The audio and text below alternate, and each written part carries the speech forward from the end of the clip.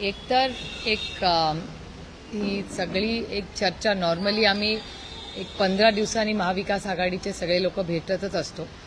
त्यातून election announce झाल्यानंतर काही कोऑर्डिनेशन, प्रत्येक जिल्ह्यात स्थानिक काय परिस्थिती असेल, कसं पुढे जायचं आणि कोऑर्डिनेशनची कमिटी, टीम्स कशा करायच्या याची एक साधारण मोठा अशी एक चर्चा झाली आज सकाळी.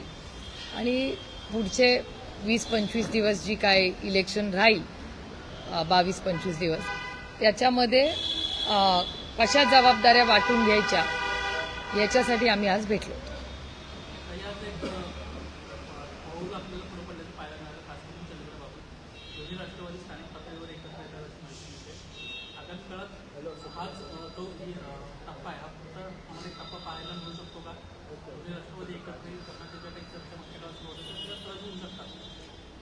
एकतर मला वाटतं शशिकांत शिंदेजींनी याचं उत्तर तुमच्या चॅनलवरच तुम्ही ऑलरेडी दाखवताय.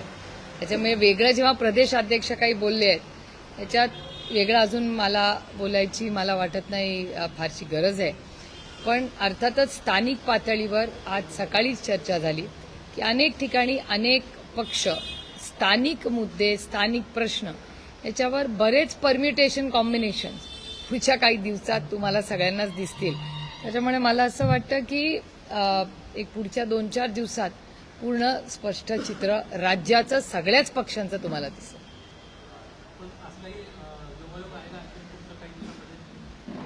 मी खरं तर माहिती नाही घेतलेली. मी तुमच्या चॅनलवरच शिंदे साहेबांचं स्टेटमेंट पाहिलंय. त्याच्यामुळे मी तुम्हाला मगाशी म्हणले तसंच की प्रत्येक भागामध्ये सगळ्यांनीच मिळून आज प्रत्येक पक्षांनी आणि आमच्या आघाडीने निर्णय घेतलाय की हा स्थानिक इलेक्शन आहे, कार्यकर्त्यांचं इलेक्शन आहे. कार्यकर्त्यांना ताकद देण्यासाठी स्थानिक मुद्द्यांवर अनेक वेळा हे विषय येत राहतात.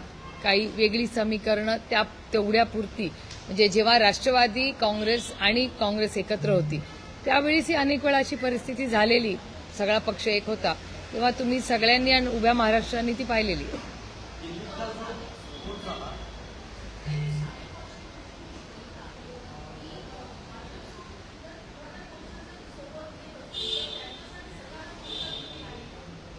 हे पुढच्या 2-3 दिवसातच स्पष्ट होईल. खरं तर it's too early to say anything. कारण याचं कारण आता खूप स्थानिक लेवलला चर्चा चाललेल्या आहेत, लोक फॉर्म भरत आहेत.